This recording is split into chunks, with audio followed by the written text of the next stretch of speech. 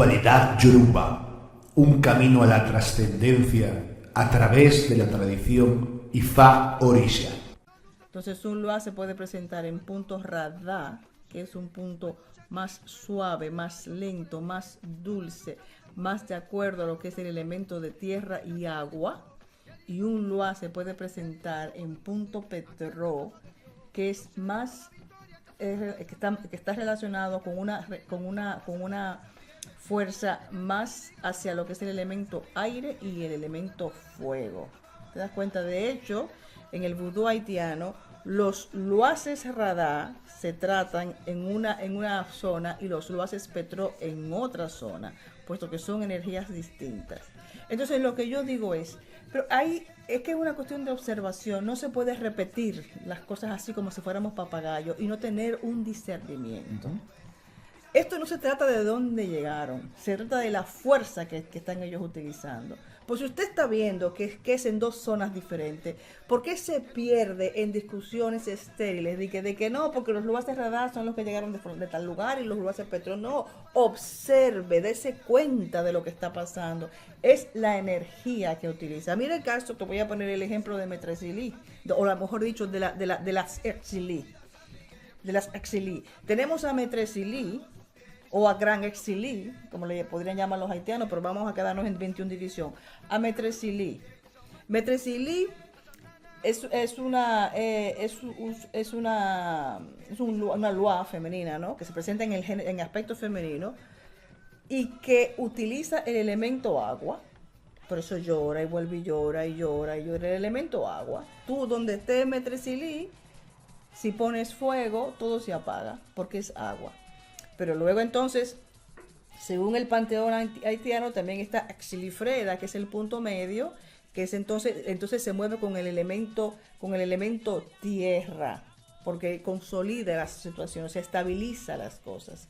En la 21 división durante mucho tiempo no se conoció ni se integró la presencia de Axilifreda. Ahora cada día, debido al acercamiento entre el vudú haitiano y lo que es la tradición dominicana, pues entonces sí se acepta y sí se incluye dentro de lo que es el Tratado de Loaces. Y luego está entonces Exulidantor, que es fuego y es aire. ¿Te das cuenta? O sea, que contempla los dos elementos. Pero es Exilí. Vendría a ser algo así como en santería o sí, sobre todo la corriente afrocaribeña de lo que vendría a ser el culto de Yoruba, serán los diferentes caminos de un oricha, ¿no? A lo mejor tenemos... Debería ser así, más sin embargo en la 21 división no se ve así. En la 21 división comienzan a intentar relacionar, por ejemplo, a Metresilí con una vuelta suave, vamos a decir, de Yemayá. Empezarían a relacionar a Freda, o en este caso, por ejemplo, a Anaísa, con Oshun. Empezarían a relacionar, algunos dicen que Dantor es Oya, cosa que estoy cansada de repetir, que no tiene nada que ver, que en tal caso sería una vuelta de Yemayá, que es Yemayá Ocute, la que va con Ogún. ¿Te fijas? Entonces si quieres hacer ahora mismo la comparación con santería cubana, ahí las cosas no encajarían bien. Yo la verdad que un poco por nuestros propios oyentes, porque quizá hay mucha gente que no ha escuchado nunca hablar de los nombres que están mencionando, de Metresilí, ni de Freda, ni nada de eso, ¿no?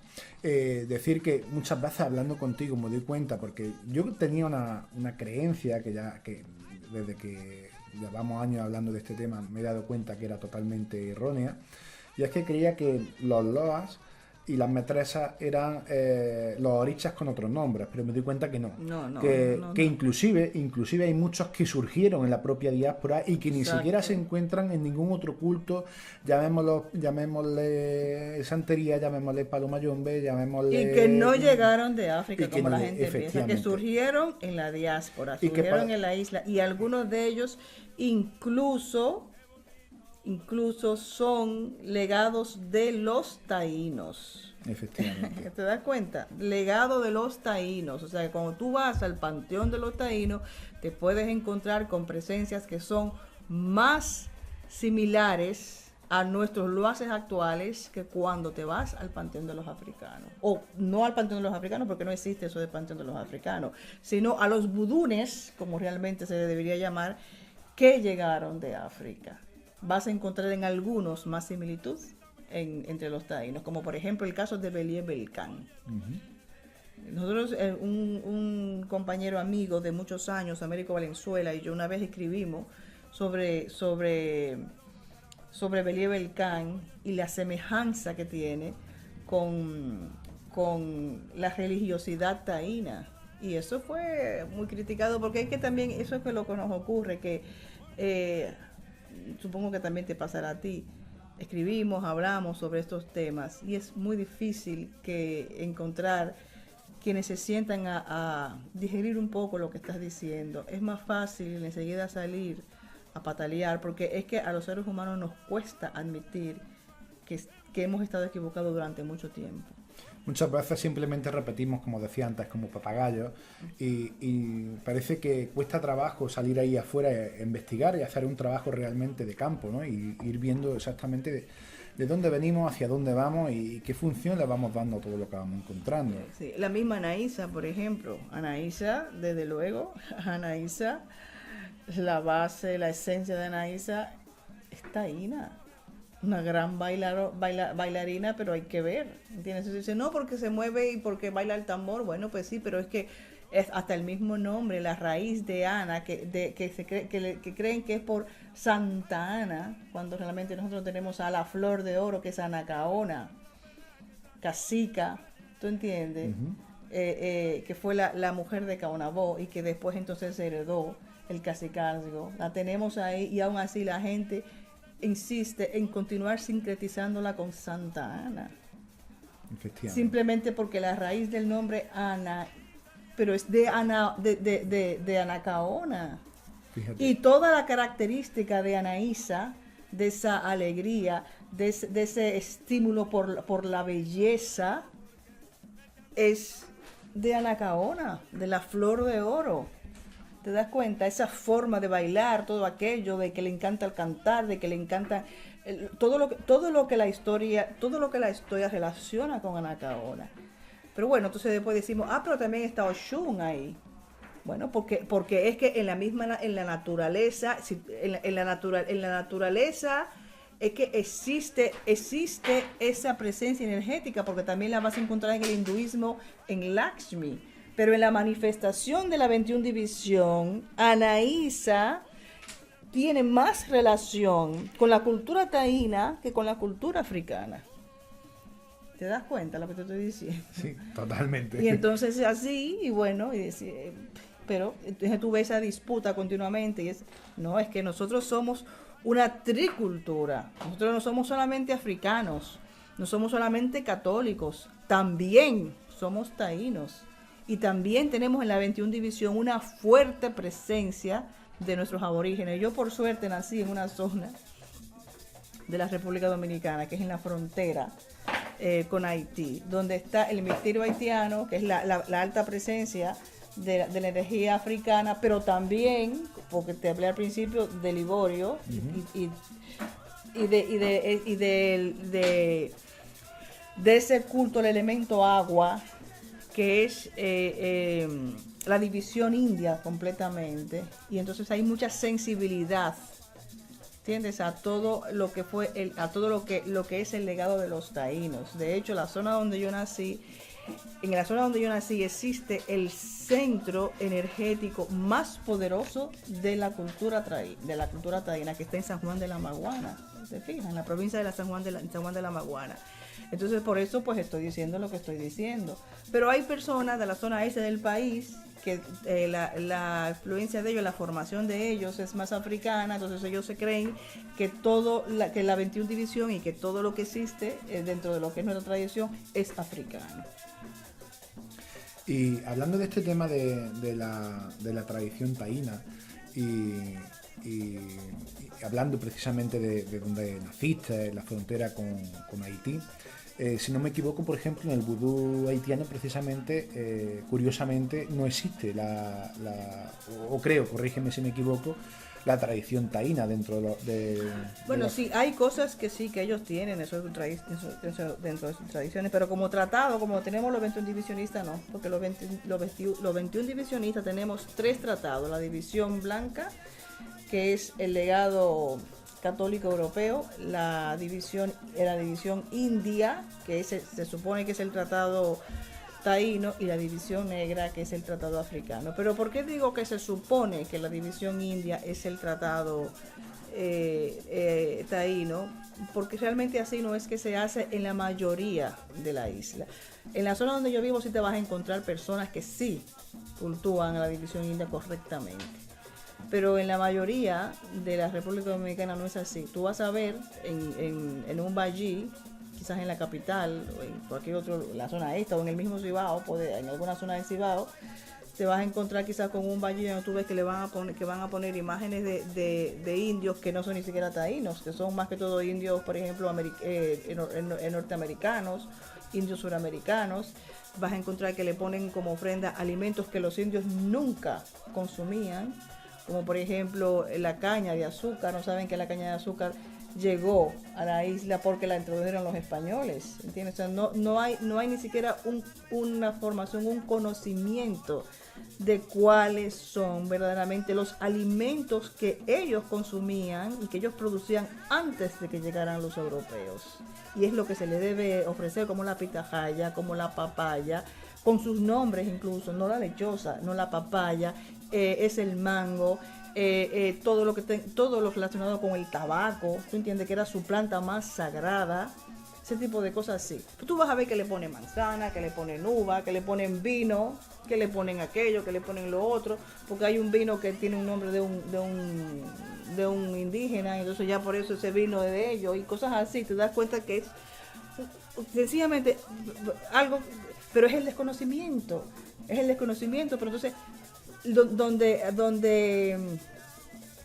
donde yo veo aquí la situación, no sé si me puedes entender, es en el que te acercas a ellos intentando explicarle, y yo te pregunto, ahora yo voy a hacer ahora como entrevistadora, ¿por qué esa reacción del ser humano a oponerse a lo que es lógico?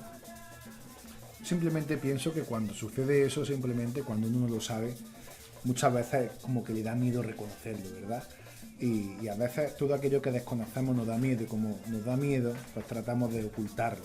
Y básicamente es lo que sucede. Porque yo te pregunto a ti porque yo veo que tú en tu trayectoria en las redes y todo esto, eres también una persona que lleva esa conciencia, te ocupas de discernir sobre las cosas. ¿Te ocurre a ti también eso en tu trayectoria? A mí me ocurre continuamente. Esa reacción, ¿no? Esa reacción, pero bueno, está claro que no podemos, lo primero pienso yo, que nuestra vida tenemos que vivirla nosotros mismos. Y hemos venido aquí precisamente, como decía antes, a hacer lo que se supone que hemos venido a hacer, básicamente. No podemos vivir la vida que supuestamente tenemos que vivir pensando en qué pensarán, qué dirán o qué harán, ¿no? Y básicamente, bueno, yo sinceramente ya no pierdo el tiempo en ese aspecto. Y no callarnos. Y esto es que he querido que tratar este tema aquí entre tú y yo, aquí públicamente, ¿no? Porque yo sé que muchos servidores de misterio van a escuchar esto, porque esto lo vamos a poner también en mi página. Ahora después nos va a dejar tu página. Sí, lo vamos a poner y porque conozco de servidores de misterio que no se atreven, que entienden esto que estoy diciendo, pero no se atreven a decirlo por la reacción de los demás. Entonces, por eso quiero tratarlo, para que tú mismo se lo dijese como lo has hecho. O sea, es que no podemos callarnos, porque aparecerá siempre quien esté dispuesto a entender. Y quizás ahora mismo alguien pueda decir que eso no es así, se puede oponer, y dentro de 3, 4 años su entendimiento cambie y se dé cuenta de cosas. Pero callarnos ante todas estas verdades es que... Realmente, si nos ponemos a pensar, todo es un proceso conciencial, al fin y al cabo, y todo es un proceso evolutivo. Y hay veces que en un momento dado, no podemos entender cierta cosa o no hemos llegado a cierta cosa, y porque a lo mejor en ese momento no nos sirve también ese aprendizaje, sí. Y llegará un momento en que nos sirva, es decir, cada uno tiene su proceso evolutivo a nivel conciencial, nadie es mejor que nadie, todo el mundo está en su propio proceso, todos vamos a llegar a donde tengamos que llegar, tarde o temprano. Este entramado del universo, este baile maravilloso que es este universo, multiverso, como queramos llamarlo, no se detiene, ¿no? Y todos vamos a llegar donde tengamos que llegar. Yo por eso decidí en su día, pues ya simplemente decir lo que tenía que decir, no callarme en lo que tú dices. Me veo la obligación moral, personal, de simplemente exponer lo mucho, lo poco que sepa, pero por lo menos exponerlo, atreverme a exponerlo y básicamente, oye, si a alguien le sirve que lo coge, si no sirve pues que lo tire a la basura, simplemente, es decir, pero no me voy a tratar de imponer, primero que no quiero imponer dogmas. Yo siempre digo en mis programas que aquí no estamos para imponernos dogmas, de que tenemos que, precisamente todas estas corrientes espirituales lo que tienen que hacer es liberarnos cada vez más. Exactamente. Y cuanto más nos vamos liberando, más nos vamos dando cuenta de lo que decía antes de la innecesariedad de hacer nada, simplemente ser uno mismo, básicamente, y empezar precisamente todas las herramientas que tenemos a nivel espiritual y en otros muchos aspectos que no son espirituales, porque evidentemente lo que decíamos antes, somos seres humanos, estamos precisamente en un estado, en 3D, por así decir, y evidentemente tenemos que vivir una vida, oye, lo más honrada posible y lo mejor posible, pero evidentemente tampoco podemos creernos que somos más que nadie, ni creernos que podemos levitar y empezar a oler a rosas todo el día, pero sí que es verdad que tenemos que tener, bajo mi punto de vista, un trabajo serio con uno mismo, ¿no? Y una disciplina. No, y que en espiritismo eso es muy importante porque, como bien lo dices, el espiritismo es porque estamos tratando con espíritus. Y no es que a los espíritus les importe demasiado lo que tú le pongas, es que como ya hemos dicho anteriormente, puedes no ponerle nada. Pero ya que vamos a hacer las cosas, cuando vayamos a hacerlas, entonces vamos a darle a cada uno de ese grupo de espíritus realmente lo parecido a la intención de ellos en ese tratado. Quienes hacen eso muy bien son y vamos ya ahora, quiero salir un poco de 21 División para hablarte un poco del culto a María Leonce en Venezuela, que no sé si tú has investigado sobre eso. Sí, también es un tema pero apasionante. ellos son, en ese sentido, son extraordinarios. Porque incluso ellos tienen diferentes, no recuerdo cómo es que ellos les llaman ahora, al grupo, por ejemplo, de los malandros, de los gitanos, de lo que sé cuánto, y ellos comisiones. Son las comisiones, exactamente. Y ellos son muy cuidadosos en ese sentido. Ellos a cada uno le dan lo que es de ellos. ¿Te das cuenta? A cada uno le dan, no hacen esas mezcolanzas, no es un trabajo nítido, precioso, bello, nítido, es una pulcritud en ese sentido, que es lo que a mí me gustaría que en algún momento nosotros los 21 divisionistas pudiésemos lograr. El tratado a la división negra, que es africano, vamos a hacerlo a lo africano. A la división india vamos a hacerlo según la tradición indígena. A la división blanca según el culto que nos legaron los católicos europeos. ¿Entiendes lo que quiero decirte? No es que eso sea demasiado importante en el sentido del crecimiento espiritual, pero estamos practicando espiritismo. Ya que estamos practicando espiritismo, pues entonces vamos a darle a cada espíritu lo que tiene que ver con lo que ese espíritu en ese momento